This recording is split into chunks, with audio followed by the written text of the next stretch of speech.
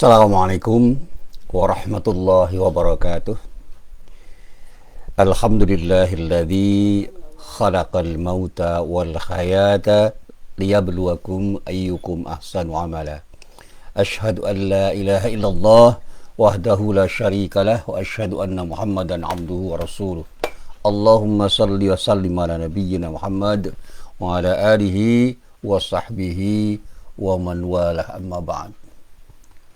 Para jamaah yang dirahmati Allah, alhamdulillah pada pagi hari ini kita bisa bertemu lagi, dan insyaallah pertemuan kita akan menjadi pertemuan yang mendapatkan ridho dari Allah Subhanahu wa taala, dan inilah harapan kita, dan mudah-mudahan kita senantiasa mendapatkan hidayah dan taufik dari Allah Subhanahu wa taala. Amin. Para jamaah yang dirahmati Allah, pagi ini saya ingin mengajak pada para jamaah untuk bertadabbur lagi. Kita mencoba untuk memahami dan merenungkan isi surat Al-Kafirun, dan kemudian mencoba untuk menjadikan pijakan bagi diri kita dalam beramal. Pada surat Al-Kafirun, Allah berfirman, A'udzubillahi minasyaitonirrajim, Bismillahirrahmanirrahim. Qul ya ayyuhal kafirun la a'budu ma ta'budun wa la antum 'abiduna ma a'bud wa la ana 'abidum ma 'abadtum wa la antum 'abiduna ma a'bud lakum dinukum waliyadin. Katakanlah, hai orang-orang kafir, aku tidak akan menyembah apa yang kamu sembah, dan kamu bukan penyembah Tuhan yang aku sembah, dan aku tidak pernah menjadi penyembah apa yang kamu sembah, dan kamu tidak pernah pula menjadi penyembah Tuhan yang aku sembah. Untukmu agamamu, dan untukkulah agamaku. Para jamaah yang dirahmati Allah, surat yang kata para ulama diturunkan pada periode Makkah ini turun pada saat di mana Rasulullah itu mendapatkan tantangan pada waktu itu. Ya, meskipun ada juga pendapat yang menyebutkan surat ini turun pada periode Madinah. Ini satu pendapat yang ada di dalam kitab tafsir. Tetapi Imam Ibnu Katsir mengatakan pada prinsipnya ayat ini adalah ayat yang mengisyaratkan penolakan terhadap seluruh amal ibadah yang dilakukan oleh orang-orang musyrik, dan yang memerintahkan agar kita bersikap ikhlas di dalam beramal ibadah kepada Allah tanpa ada sedikit pun campuran, baik dalam niat, tujuan maupun bentuk dan tata caranya. Karena setiap bentuk pencampuran di sini adalah sebuah syirik, sebuah tindakan yang disebut syirik, yang semuanya tertolak secara tegas dalam konsep akidah. Dan ketika kita kaji dalam konsep tauhid Islam, benar-benar ini keluar dari konsep tauhid. Meskipun kita ini diperbolehkan untuk berinteraksi dengan orang-orang kafir, sebagaimana juga yang pernah dilakukan oleh Rasulullah SAW dalam berbagai bidang, tetapi dalam khusus masalah akidah dan ibadah, sebagaimana dinyatakan dalam surat ini, kita harus bersikap tegas kepada setiap orang kafir, dalam arti kita harus bisa memurnikan dan tidak sedikit pun mencampur adukan antara kepentingan akidah dan ibadah kita dengan kepentingan akidah dan ibadah orang-orang kafir. Nah, disebutkan dalam sebuah riwayat bahwa sebab turunnya ayat ini, ayat-ayat yang ada di dalam surat Al-Kafir ini adalah setelah melakukan berbagai macam upaya untuk menghalangi dakwah orang Islam. Orang-orang kafir ini sebenarnya ingin sekali mengajak Rasulullah SAW untuk berkompromi dengan mengajukan tawaran bahwa mereka itu bersedia pada saatnya menyembah Allah Tuhan umat Islam selama 1 tahun, jika Rasulullah juga bersedia ikut untuk menyembah Tuhan-Tuhan mereka selama 1 tahun. Ini tawaran-tawaran yang ya sifatnya sederhana, tetapi menjadi tidak sederhana ketika kita kaitkan dengan prinsip akidah Islam. Maka Allah sendiri yang langsung menjawab tawaran mereka itu dengan menurunkan surat ini sebagai jawaban tuntas. Ini yang bisa kita lacak nanti misalnya di dalam kitab-kitab tafsir, dan saya kutip dalam 2 kitab tafsir. Yang pertama tafsir At-Tabari, juz 24 halaman 662 dan juga di dalam kitab tafsir Abi Hatim juz 10 halaman 3471. Nah, para jamaah yang dirahmati Allah, apa sih keutamaan ayat ini? Disebutkan dalam beberapa riwayat bahwa nilai surat ini setara dengan seperempat Al-Quran. Sebagaimana yang diriwayatkan dari Abdullah bin Umar radhiyallahu anhuma, bahwa dinyatakanlah beliau, Rasulullah itu pernah bersabda, "Qul wallahu ahad ta'dilu thulutsal Qur'an wa qul ya ayyuhal kafirun ta'dilu rub'al Qur'an." Qul wallahu ahad, surat Al-Ikhlas itu dikatakan setara dengan sepertiga Al-Quran, sementara Qul ya ayyuhal kafirun, surat Al-Kafirun ini setara dengan seperempat Al-Quran.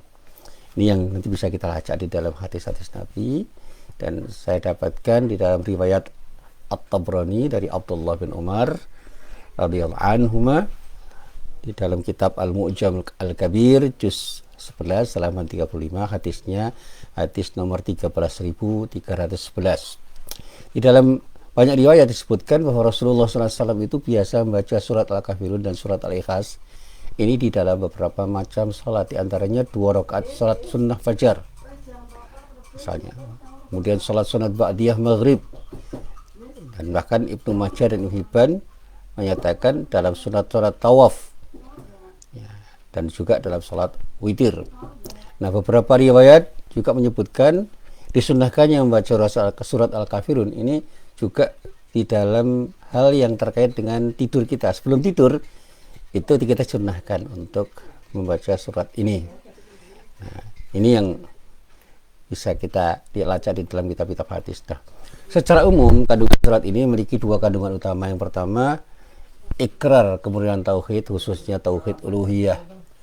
Yang kedua, ikrar penolakan terhadap semua bentuk dan praktik peribadatan kepada selain Allah yang dilakukan oleh orang-orang kafir. Dan karena kedua kandungan makna ini begitu penting dan mendasari sekali, sangat mendasar, sehingga ditegaskan dengan berbagai bentuk penegasan yang tergambar secara jelas di dalam beberapa riwayat yang bisa kita baca di dalam kitab tafsir yang populer maupun kitab tafsir klasik.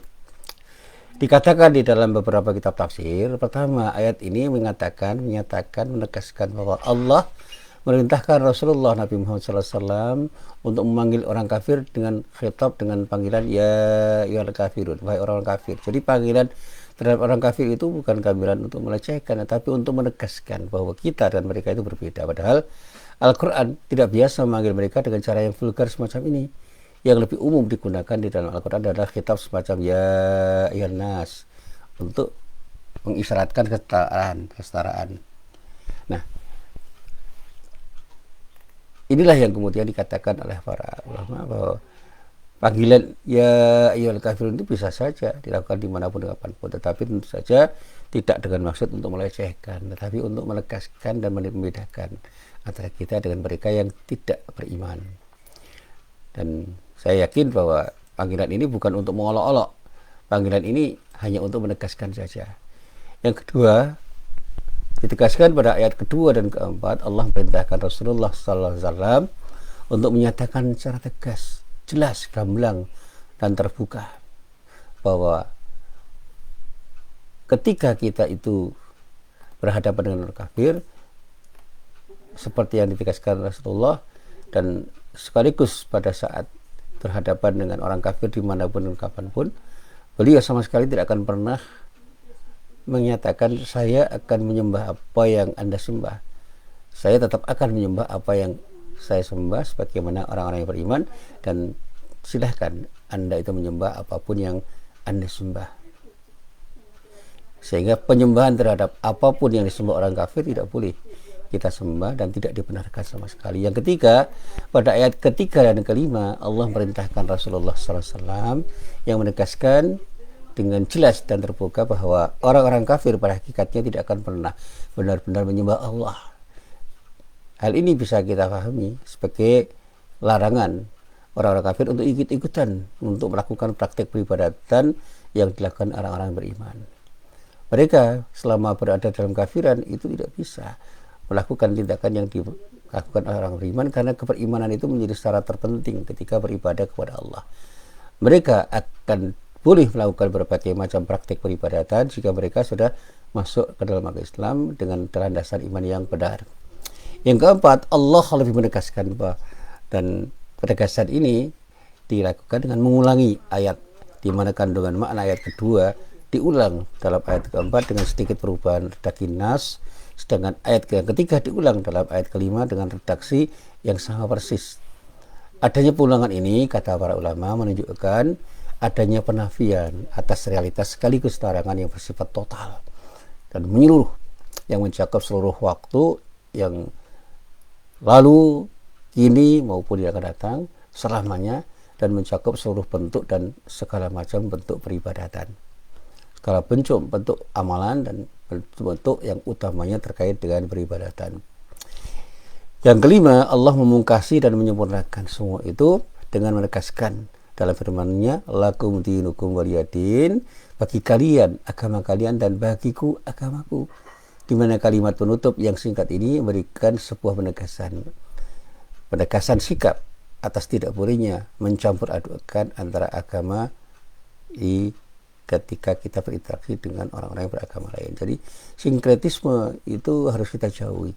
Jika Islam, ya sudah Islam, tanpa boleh dicampur dengan agama yang lain-lain. Demikian pula sebaliknya. Jadi biarlah kita itu menjadi muslim yang terbaik dengan iman kita, dan biarkan mereka beriman dengan iman mereka. Kita tidak usah saling mengganggu, dan ini sikap toleran yang mestinya kita tunjukkan dalam kehidupan beragama.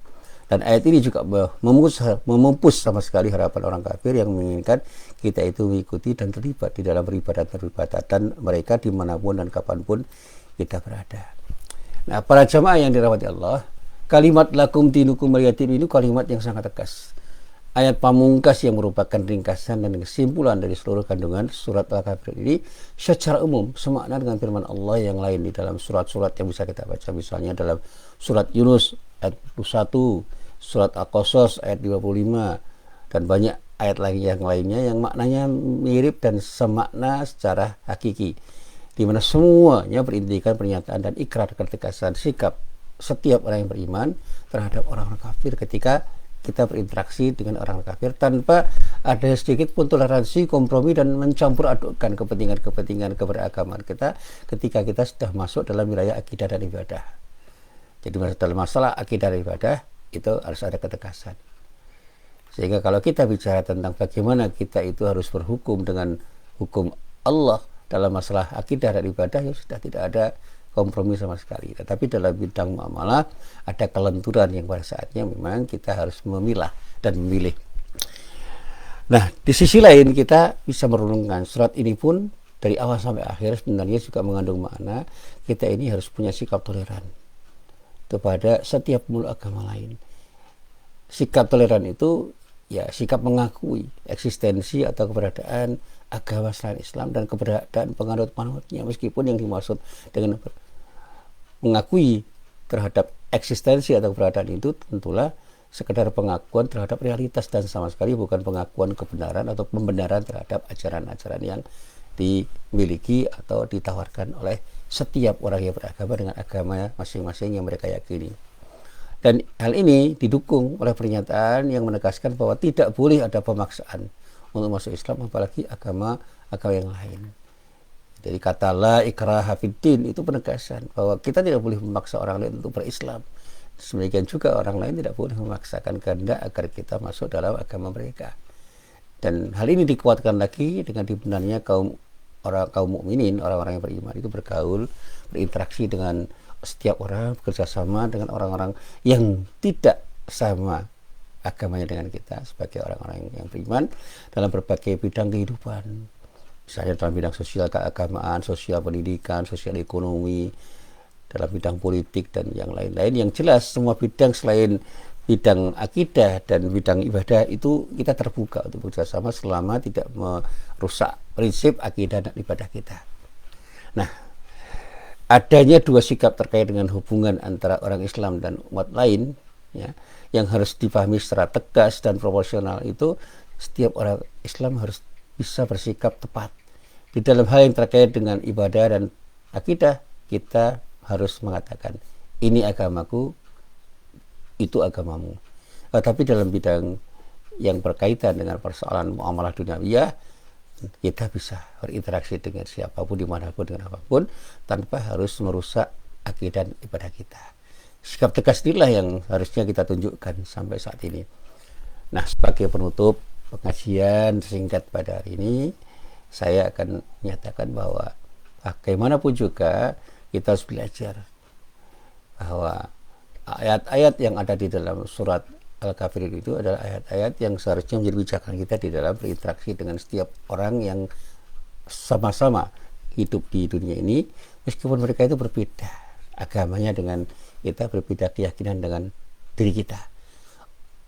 Islam memberikan pengakuan terhadap realitas atau keberadaan agama lain dan menganut-anutnya. Nah, dan pengakuan ini adalah pengakuan terhadap kebebasan beragama bagi setiap orang, dan bukan kebebasan untuk mengganggu, mempermainkan atau merusak agama yang ada. Dan karena itu Islam membenarkan kaum muslimin untuk berinteraksi dengan umat non-muslim itu dalam bidang-bidang kehidupan yang bersifat muamalah. Di saat yang sama Islam memberikan ketegasan dengan sikap ideologis yang betul-betul tegas dalam bidang yang terkait dengan muamalah duniawiyah, terbuka untuk bekerja sama dengan siapapun, dan pada saatnya orang-orang Islam itu akan menjadi orang yang memberi manfaat dan diberi manfaat oleh siapapun ketika berinteraksi, tanpa harus merusak akidah dan prinsip ibadah yang dimiliki oleh orang-orang Islam. Seperti juga kita tidak boleh merusak prinsip akidah dan ibadah mereka, karena mereka punya keyakinan yang berbeda dengan keyakinan kita. Jangan pernah kita melibatkan diri dan bekerja sama dengan penganut agama lain dalam bidang-bidang yang khusus terkait dengan akidah dan ibadah. Tetapi untuk urusan-urusan muamalah dunia, silakan kita bekerja sama tanpa harus merusak kepentingan-kepentingan akidah dan ibadah kita masing-masing. Inilah sekali lagi penegasan saya untuk jelasan mengenai ayat ini. Mudah-mudahan ayat-ayat yang terdapat di dalam surah Al-Kafirun itu bisa menjadi pijakan kita di dalam hidup, dan mudah-mudahan apa yang kita amalkan dalam kehidupan kita benar-benar menjadi amalan yang diterima oleh Allah Subhanahu wa Ta'ala. Amin ya rabbal alamin. Wassalamualaikum warahmatullahi wabarakatuh.